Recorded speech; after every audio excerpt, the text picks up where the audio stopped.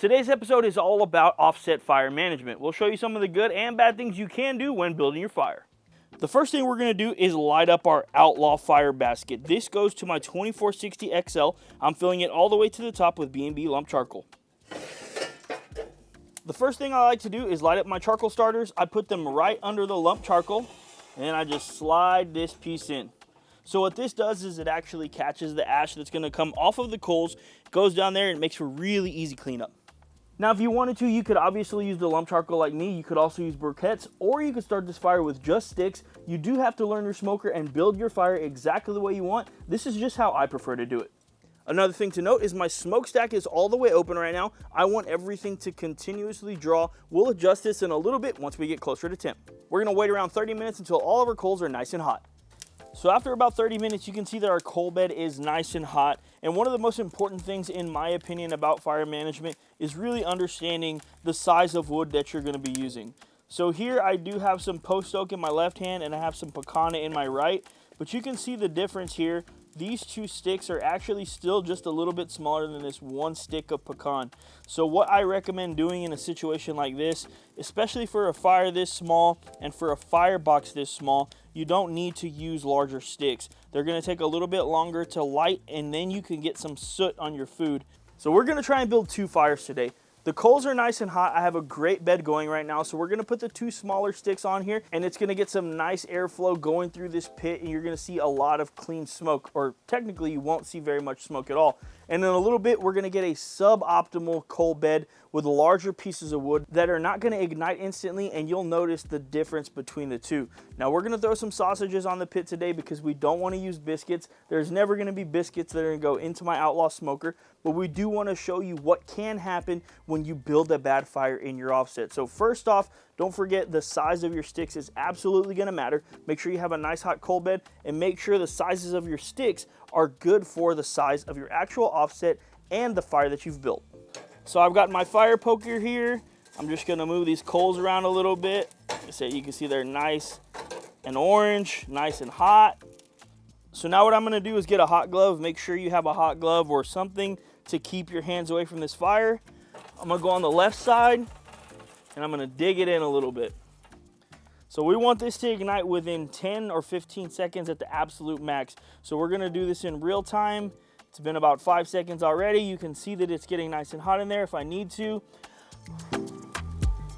I can blow on it, and you'll see that it's starting to catch. So that piece of wood is already starting to ignite. You can see it up at the front and at the back side here now. So I know my coal bed is nice and hot, and this is going to continuously burn for at least 30-40 minutes. So now I'm just going to go with my second piece over here to the right. And again, we're looking for pretty much the same thing. Kind of didn't dig this one in enough in my opinion. So dug it in a little bit. Again, around 10 to 15 seconds. If I need to, I can blow on it just a bit. You can also get your fire poker here, and I didn't even need to do anything. And you'll see that again, these two sticks are burning. I prefer to use two sticks and a little bit of a smaller coal bed when I'm burning my offset. So you can see that obviously we built this up all the way with unlit coals. Once we get this nice and lit, you'll see that a lot of coals go down to the bottom. There's some ash down here as well, and that's completely fine with us. We do have enough hot coals at the top. Now the goal is just going to be continuing to maintain that coal bed. So these coals are continuously going to burn out, but we're going to get more coals from our pieces of wood up here, and of course that's going to keep our offset going. So now I'm just going to go ahead and close this down. So now I'm going to go ahead and adjust my intake here, and this is going to be about a quarter of the way open. It's going to be different for every single offset, but this is the way Outlaw has set everything up. My intakes are right here under the firebox, which is really great. I don't have any wind affecting my fire at any time. That's one of the things that makes this so efficient. Now, it's literally been about 30 seconds since we walked from the firebox here to start filming, and you can see that we're already at 275 degrees, and I haven't even adjusted my smokestack at all. So that's completely fine with me. What I'm gonna do now is I'm gonna open up my pit, and we're gonna start putting sausages close to the firebox portion here.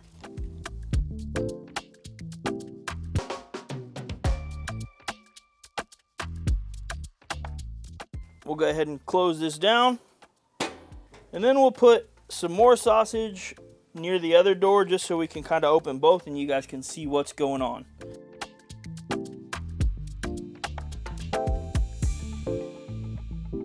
We'll go ahead and shut it down.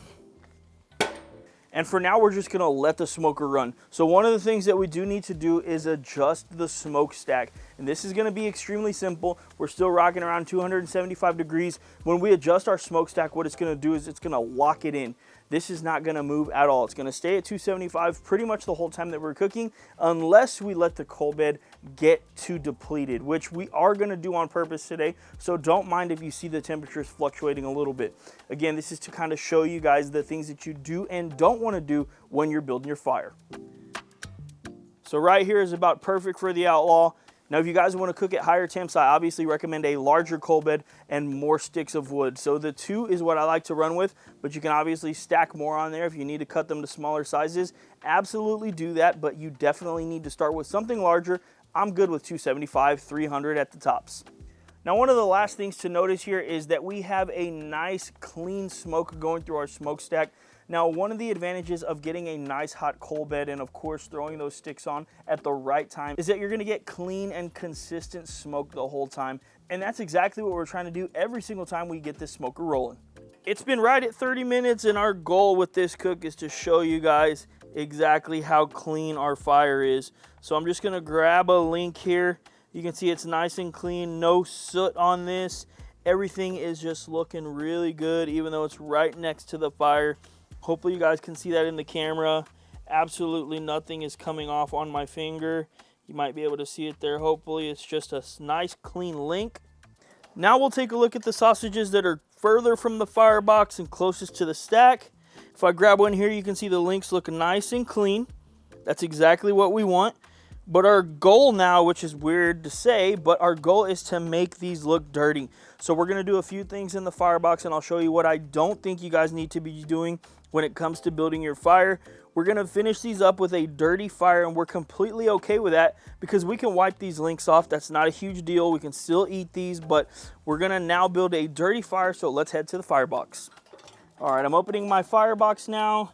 You guys can see again, I have a nice coal bed, but the sticks in there are no longer really on fire. They're turning into coals. So if I hit them with my fire poker, they're likely gonna break right into coals. Yep, that's exactly what I was talking about right there. So what I'm actually gonna do now is not throw a stick on this at this very moment. I actually wanna build up some ash on these coals, and I do want to make sure that it's not efficient. So what I would do here, obviously, is throw some good sticks on there, and I guarantee you they would ignite really quick because you can see they're glowing, you can see they're nice and red. But we're gonna wait around 15 to 20 minutes, build up some ash, which is not ideal, and we're gonna throw a larger stick on here, and we're gonna show you guys the dirty smoke that you're gonna get off of that. So what we wanna do now is we wanna close this back up, and we're gonna wait around 25 minutes, 15 minutes, whatever. We're gonna build up that ash and we'll go from there. All right, it's been around 20 minutes on our fire. And again, you can see if you look in here real quickly, there's not as much glowing red coals in there. Now we're gonna put a larger piece of wood on our fire, which having no hot coals or less hot coals and a large piece of fire is definitely gonna cause some issues. So what I'm expecting to see is some black soot on the sausages here in just a little bit. So now I'm gonna throw this larger stick in here right in the middle.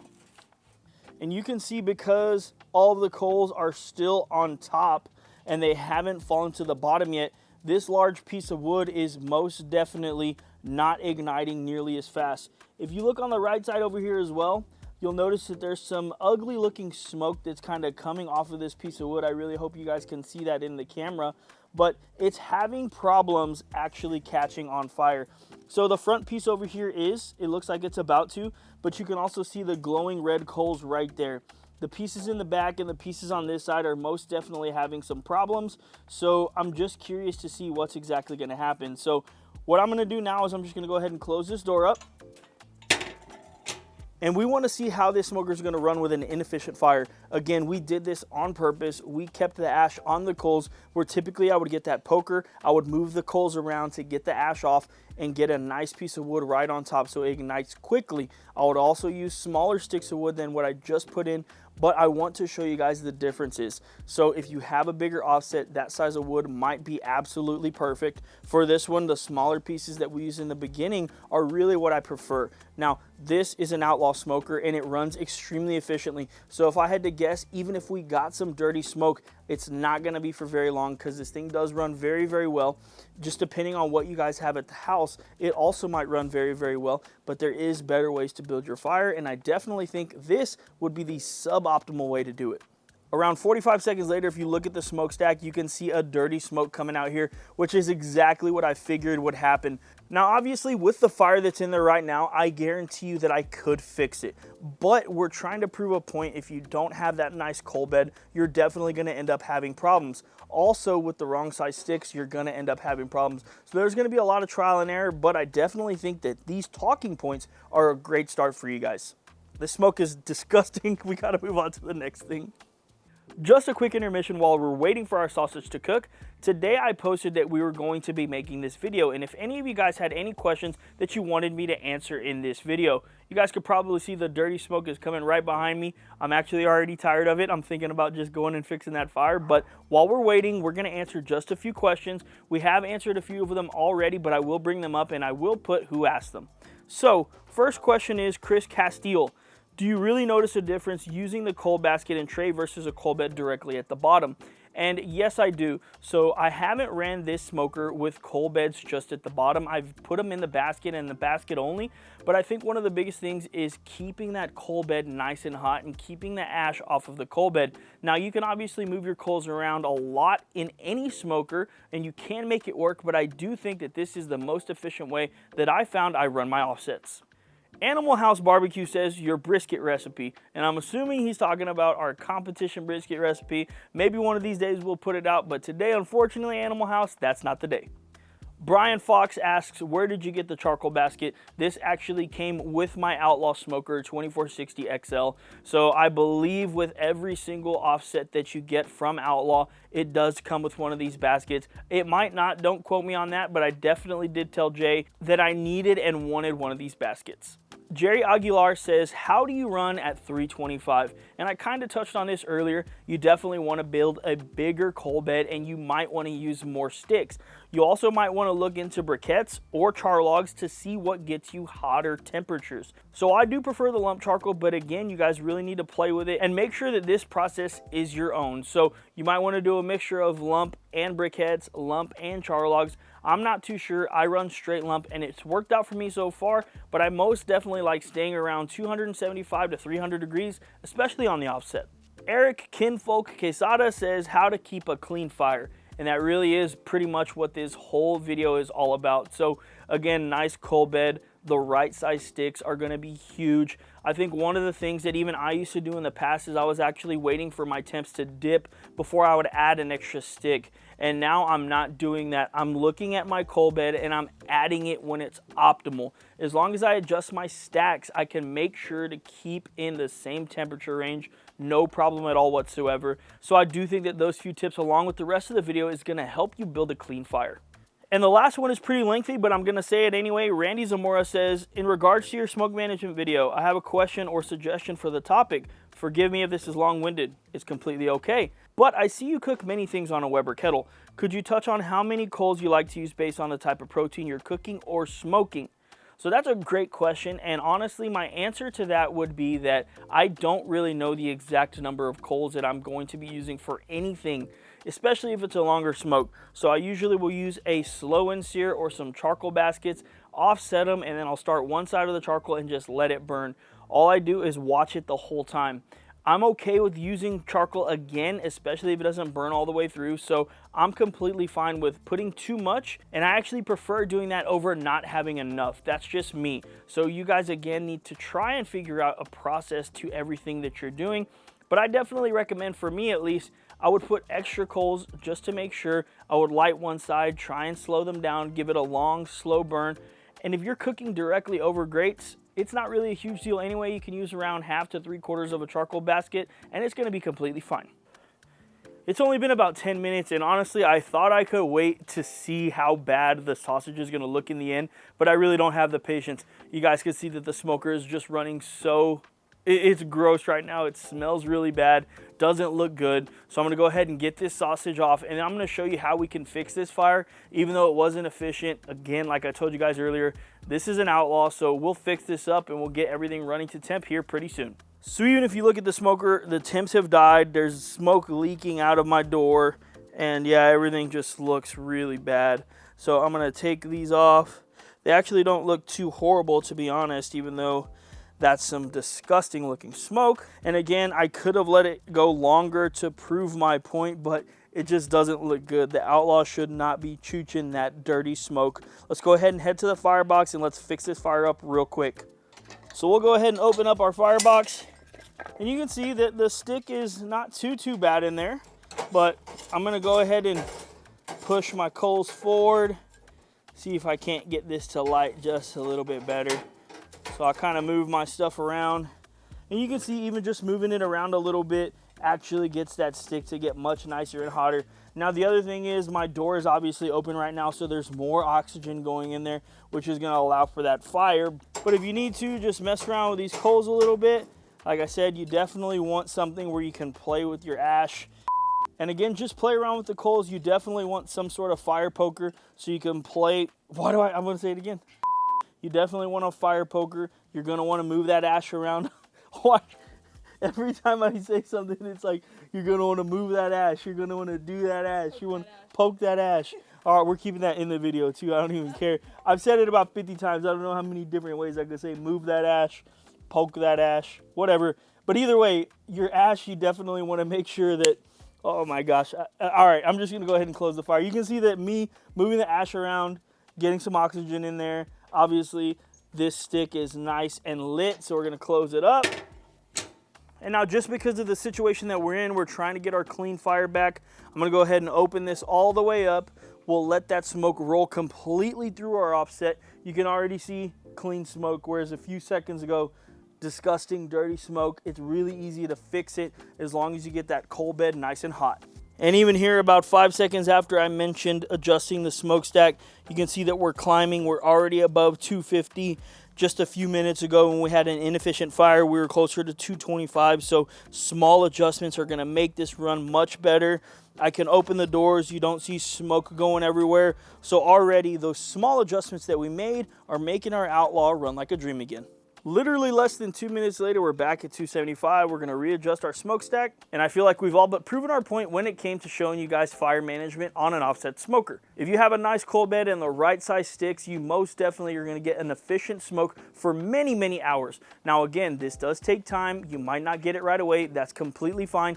Don't get discouraged. Just keep toying with it. Keep trying smaller sticks or larger sticks depending on your smoker. Now, if you have a 1,000-gallon propane smoker, this is most definitely not going to be the type of fire that you want to build. It's going to need to be much bigger. If you have something smaller than this, you might need to go smaller. So again, play with your smoker, adjust accordingly, and if you do get dirty smoke rolling through your smoker, don't overreact. Don't worry about it. Just fix the few things that I told you about, and I think that your next smoke is going to be way better than the last. As always, we really appreciate you guys tuning into this video. Thanks. If you guys have any questions about offset smoking, let us know in the comments. We're not professionals, but we definitely like to help. We'll see you on the next one. Did I say thanks? Did I say and we'll see you on the next one? I don't know. That was a longer outro than normal. We'll see you guys on the next one. Just a quick intermission while we're waiting for our sausage to cook. Sausage.